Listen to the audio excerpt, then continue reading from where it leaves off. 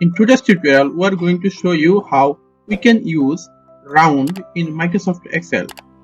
Here you can see a number with 3 digits after decimal point. Now we are going to use 3 functions. Here is round, round up and round down. Let's see how it's work. First of all, we are going to calculate round.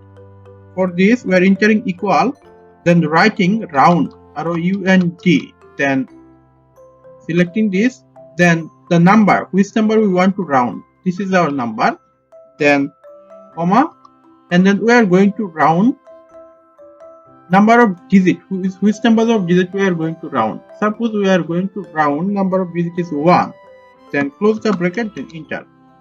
Look, after decimal there is no digit and the number is rounded.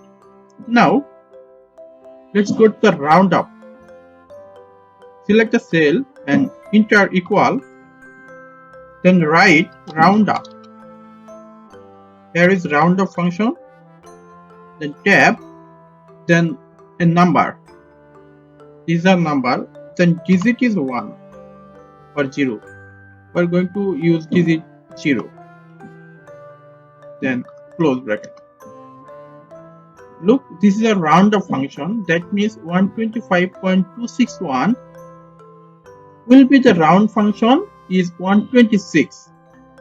And now let's move to the round down function. Click here and enter equal, then the round down function. Then select the number, then comma, then selecting 0, then close bracket. Look, the round down function is 125 because here you can see that number is 125.261. The upper, if we go to the upper, that will be 126, and if we go to the lower, then it will come to the 125. This is how we can use round function in Microsoft Excel.